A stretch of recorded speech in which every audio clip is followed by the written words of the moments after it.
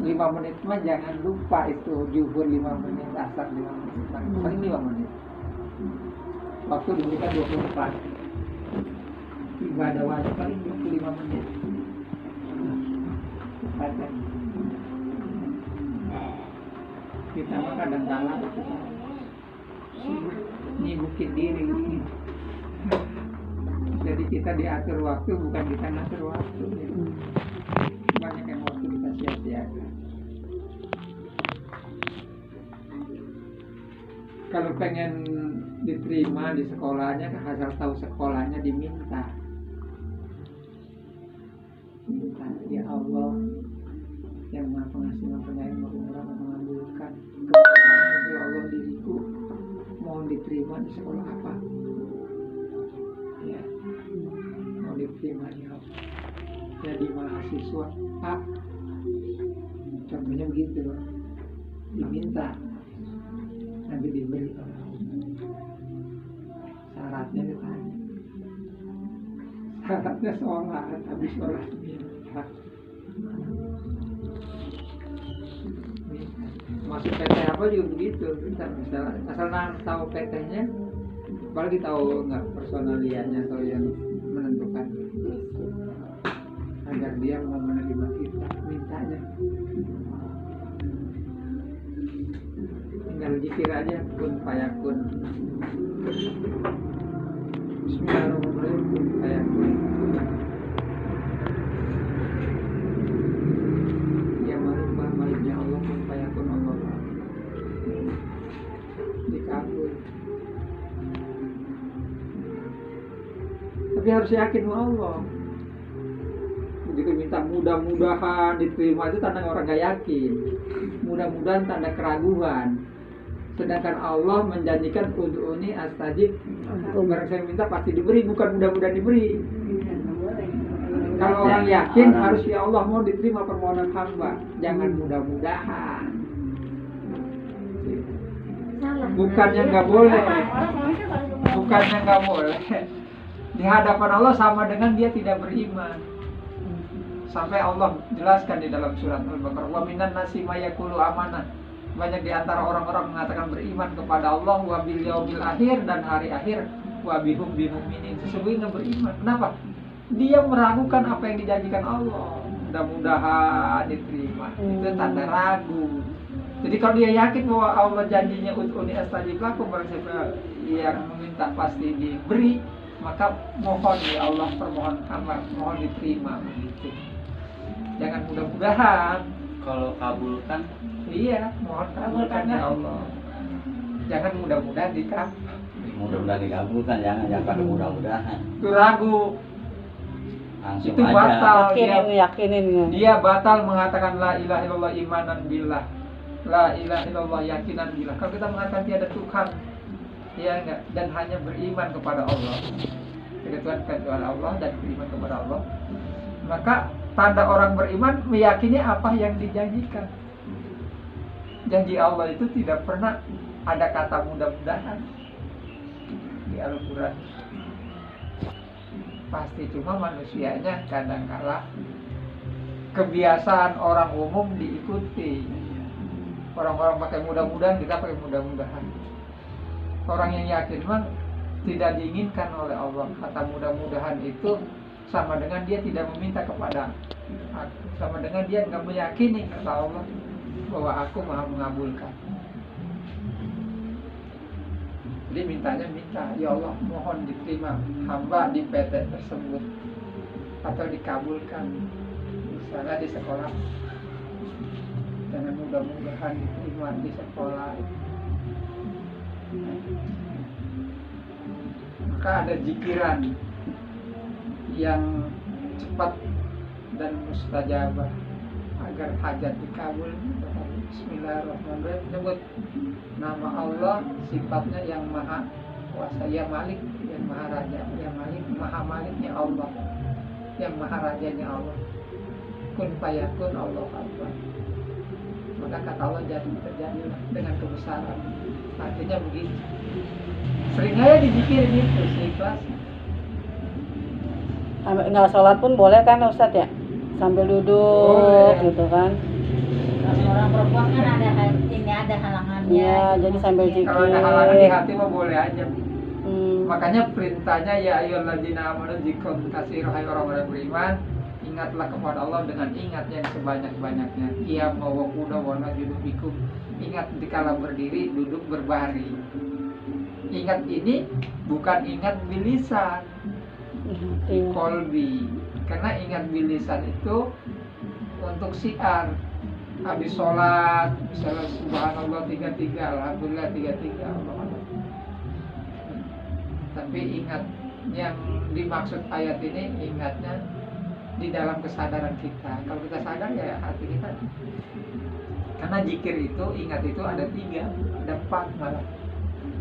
Ada ingat bilisan dengan ucapan, ada ingat kolbi, zikir hobi, ada ingat dirasa, wa huwa ma'akum aina ma kuntum, menyadarkan hidup merasa bersama Allah karena Allah lebih dekat daripada urat nadi baini qorib. Ada yang terakhir ingatnya kita mah nggak bisa. Yang terakhir itu ingatnya hilangnya diri. Jadi bukan kita yang zikir tapi Allah yang menzikirkan. Ingat hilang. Gimana ya?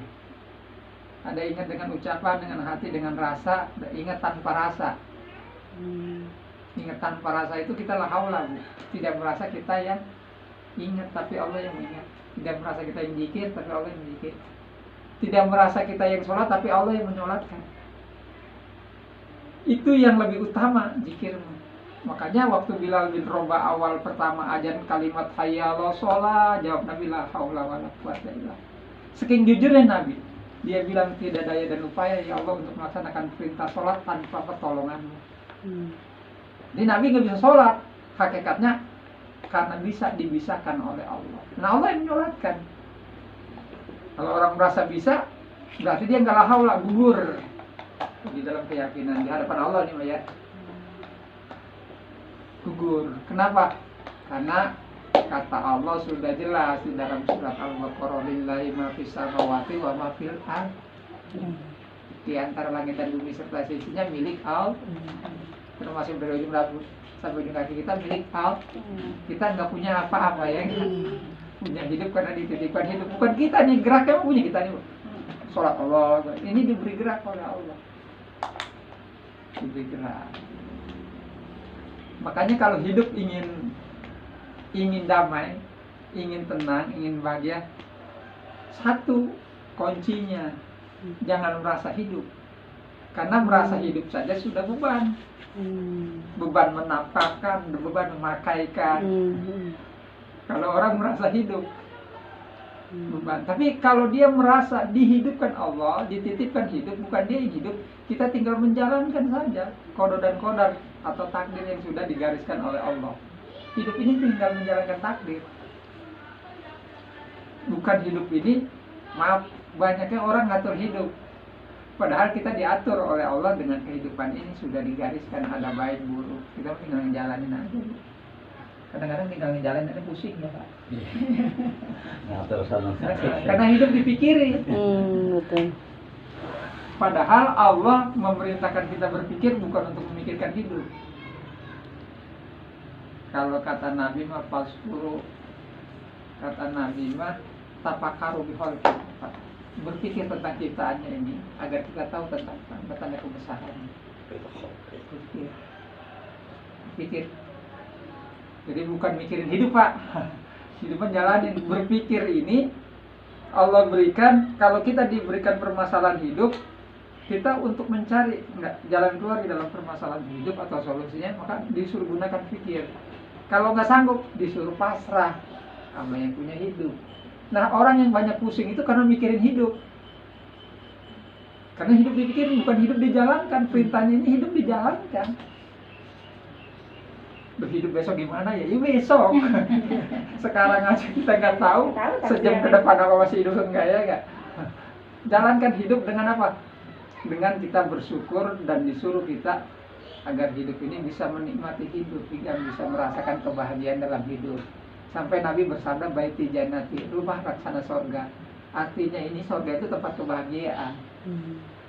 Jadikan kehidupan dunia itu buat kebahagiaan. Jangan tempat kesusahan. Buat tahu masalah dipikirin, nggak dipikirin juga udah terpikir ya. Dan pikir sendiri ya. Masalah mah di dalam Islam disuruh dipasrahkan. Jalan keluar yang terbaik minta pertolongan Allah. Disuruh wa iya kenastain. Kalau punya masalah minta tolong. Kita kadang-kadang masalah dipikirin, aduh gimana? Nganggur lagi gini. Nikmatin aja syukur. Kalau masih makan. Makanya kata Allah la insakatum la azidannakum Wala ingkafaltum. Barang saya bersyukur nikmat kamu. Di dalam nganggur kita syukuri, dipakai waktu untuk ibadah. Nanti ditambah pengertian ditambah itu diberi jalan keluar hingga diberikan kerjaan oleh Allah. Makanya ayat selanjutnya wala ingkafartum. Berarti orang tidak menerima dalam keadaan tersebut, dalam keadaan nganggur nih, nggak menerima. Wala ingkafartum kata Allah. Inna azabi lasyad. Maka hidupnya terasa seperti ajab. Jadi beban itu tetap ajab dunia.